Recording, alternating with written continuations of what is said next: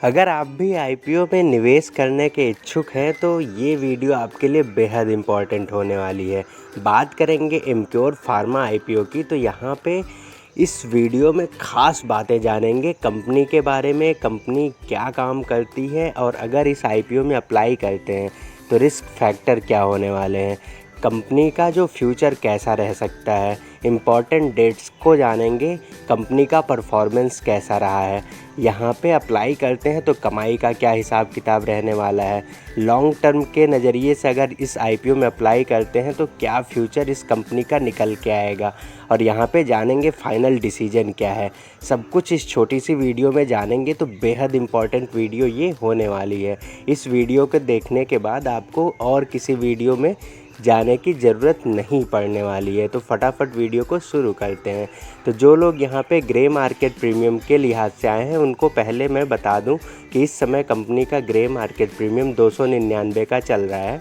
तो आईपीओ का जो प्राइस 1008 रखा गया है उसमें 299 ऐड करें तो जो लिस्टिंग है वो 1307 रुपये पे होती हुई नज़र आ सकती है।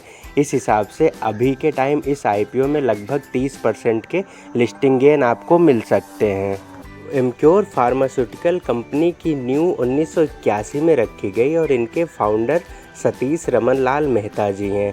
तो एमक्योर फार्मास्यूटिकल अगर देखें तो भारत की लीडिंग फार्मास्यूटिकल कंपनी में से एक है और इस कंपनी का जो प्रेजेंस है वो भारत के साथ साथ विदेशों में भी काफ़ी अच्छी पकड़ है। इस कंपनी ने अपने आप को काफ़ी बेहतरीन ढंग से सिचुएट कर रखा है। अगर हम बात करें कंपनी के पोर्टफोलियो की, तो कंपनी काफ़ी वेरियस पोर्टफोलियो में काम करती है, बनाती है और कंपनी अपने विभिन्न प्रकार के जो मेडिसिन्स हैं उनको पूरे ऑल ओवर इंडिया के साथ साथ 70 कंट्रीज़ में, मतलब बहुत बड़ी बात हो जाती है किसी कंपनी के लिए कि वो भारत के साथ साथ 70 विदेशी कंट्रीज़ में भी अपने दवाओं को सेल करती है। और इसी के साथ साथ अगर इनके जो पोर्टफोलियो में देखें तो जो बेहतरीन मेडिसिन्स आती हैं वो क्रोनिक के साथ साथ सब क्रोनिक एरिया में काम करती हैं, जैसे gynaecology, cardiovascular, vitamins, minerals, nutrient, HIV, antiviral, blood related medicines और इसी के साथ साथ कंपनी ऑन्कोलॉजी और एंटी नियोप्लास्टिक मेडिसिन्स के क्षेत्र में महारत हासिल कर रखी है। बेहतरीन, मतलब आप समझो कि HIV, antiviral, blood related segment की कंपनी मेडिसिन्स बनाती है, तो ये कंपनी के लिए काफ़ी बेहतरीन बात हो जाती है। लेकिन इसी के साथ साथ ऐसी कंपनियों पे रिस्क बहुत ज़्यादा होते हैं। अब इन रिस्क में बात करें तो अभी के टाइम आप देख सकते हो जो आईपीओ आया है तो यहाँ पे इनमें जो इनका ये फाइनेंशियल्स निकल के आ रहे हैं उसमें जो इनका प्रॉफिट है वो लगातार डिक्रीज किया हुआ है। ये चिंता का विषय बन जाता है जिस पे हमको ज़रूर नज़र बनानी चाहिए। यहाँ पे इनके जो कामकाज के लिए जो वर्किंग कैपिटल्स होते हैं वो काफ़ी ज़्यादा होते हैं, तो अगर इनको कहीं फाइनेंशियल सपोर्ट नहीं मिलता है तो इन कंपनी के लिए बहुत बड़ी समस्या आगे आने वाले समय में हो सकती है। इसी के साथ साथ जो इनके रूल रेगुलेशन है, अभी आपने देखा होगा कई मेडिसिन्स जो विदेशों में बैन कर दी गई, जैसे एंटीवायरल थी, कुछ कफ सिरप्स थे, आपने न्यूज़ में देखा होगा कि कई बड़ी कंपनियों के मेडिसिन्स को विदेशों में बैन कर दिया गया, भारत के मेडिसिन्स को। तो आप समझो रूल रेगुलेशन इतने टफ़ होते हैं, अगर कंपनी थोड़ा भी दवाओं में रूल रेगुलेशन फॉलो नहीं करती है तो यहाँ पे सारे के सारे इनके प्रोडक्ट बैन किए जा सकते हैं, जिस वजह से कंपनी का फाइनेंशियल बिल्कुल ख़राब हो सकता है। तो इन चीज़ों पे आपको ज़रूर गौर करना चाहिए जो रिस्क, बहुत बड़ा रिस्क क्रिएट करते हैं। अभी के टाइम एंकर इन्वेस्टर्स की लिस्ट आ चुकी है, वो काफ़ी बढ़िया निकल के आई है। कंपनी ने 583 करोड़ अपने एंकर इन्वेस्टर से जुटा लिए हैं, जिनमें जो बड़े नाम निकल के आ रहे हैं उसमें Abu Dhabi investment authority, Goldman सैक्स, मॉर्गन स्टैनली जैसे बड़े ग्लोबल इन्वेस्टर्स का नाम एंकर बुक की लिस्ट में शामिल है, जो काफ़ी अच्छी बात हो जाती है। इसी के साथ साथ अगर अपने भारत की बात करें तो यहाँ पे SBI, HDFC, ICICI Prudential, White Oak Capital, Aditya Birla Sun Life, Axis, Kotak, Nippon Life India, Mirae, Franklin India, UTI, Canara, Robeco, Motilal Oswal सहित बड़े म्यूचुअल फंड का नाम भी अभी के टाइम निकल के आ रहा है। तो एंकर इन्वेस्टर्स की लिस्ट काफ़ी बेहतर हो जाती है, जो इस आईपीओ को काफ़ी स्ट्रेंथ प्रोवाइड करती है इन्वेस्टमेंट के लिहाज से। आईपीओ की डेट्स की बात कर लें तो 3 जुलाई को यहाँ पे आप इन्वेस्टमेंट कर सकते हैं, स्टार्ट कर सकते हैं, और ये आईपीओ 5 जुलाई को क्लोज होने वाला है। बेसिस ऑफ अलॉटमेंट 8 जुलाई को आएगा, और रिफ़ंड अगर अलॉटमेंट नहीं मिलता है तो 9 जुलाई को इनिशिएट होंगे, और अगर अलॉटमेंट मिलता है तो शेयर 9 जुलाई को क्रेडिट होंगे। आईपीओ की लिस्टिंग 10 जुलाई को होती हुई नज़र आ सकती है।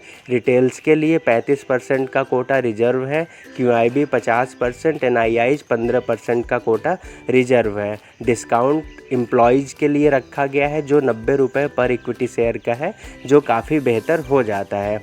अगर हम बात करें यहाँ पे फ्रेश इशू की, तो फ्रेश इशू 800 करोड़ रहने वाले हैं। ऑफ़र फॉर सेल में 1152 करोड़ रहने वाला है। तो काफ़ी बड़े साइज़ का आईपीओ ये है अभी के टाइम। फेस वैल्यू 10 रुपये पर इक्विटी शेयर रखा गया है, और आईपीओ का प्राइस बैंड 960 रुपये से 1008 रुपये का रखा गया है। तो आप जब भी अप्लाई करें 1008 रुपये पे अप्लाई करें। रिटेल के लिए 14,112 रुपये खर्च करने पड़ेंगे। रिटेल मैक्सिमम 1,97,568 रुपये खर्च करने पड़ेंगे, और स्मॉल एचएनआई कैटेगरी में 2,11,680 रुपये खर्च करने पड़ेंगे। फाइनेंशियल पे फटाफट नज़र डाल लेते हैं। तो जैसा कि इनके रेवेन्यू में लगातार ग्रोथ देखने को मिल रही है, ये काफ़ी अच्छी बात हो जाती है। लेकिन रेवेन्यू के साथ साथ जो इनका प्रॉफिट है वो लगातार घट रहा है। रेवेन्यू बढ़ रहा है, प्रॉफिट घट रहा है, क्योंकि कंपनी के जो एक्सपेंसेस है वो लगातार बढ़ रहे हैं। तो ये थोड़ा सा चिंता का विषय हो जाता है कि कंपनी रेवेन्यू तो जनरेट कर रही है, लेकिन उस हिसाब से प्रॉफिट जनरेट नहीं कर पा रही है। 22 में जो रेवेन्यू 5,918 करोड़ का था, वो 24 में 6,715 हुआ, लेकिन अभी के टाइम जो प्रॉफिट है वो सिर्फ 527 करोड़ का निकल के आ रहा है। ये थोड़ा सा देखने वाली बात हो जाती है, इसमें थोड़ा चिंता का विषय बन जाता है। पीयर ग्रुप में Reddy laboratory, Cipla, Alkem, Torrent pharma जैसी बड़ी कंपनियों से इस कंपनी की टक्कर होने वाली है। अगर यहाँ पे रजिस्ट्रार की बात करें तो Linkin Time India Private Limited, तो इनकी वेबसाइट पे आप इनके अलॉटमेंट वगैरह को चेक कर सकते हैं।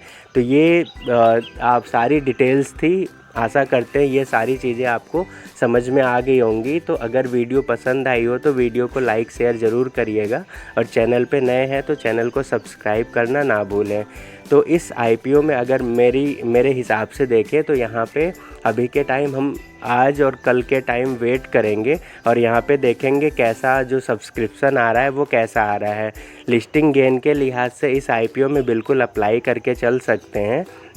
और यहाँ पे अभी फ्यूचर के टाइम के लिए अगर बात करें तो कंपनी जो अपना आईपीओ ला रही है ये थोड़ा सा ओवर प्राइस्ड है। तो इस वजह से अभी के टाइम 2 दिन वेट करेंगे, फिर यहाँ पे अप्लाई तो ज़रूर करना है लिस्टिंग गेन के पर्पज़ से, और फ्यूचर में इसको रखना है नहीं रखना है ये 2 दिन बाद हम डिसाइड करने वाले हैं। आप क्या करने वाले हो कमेंट करके ज़रूर बताएं। धन्यवाद।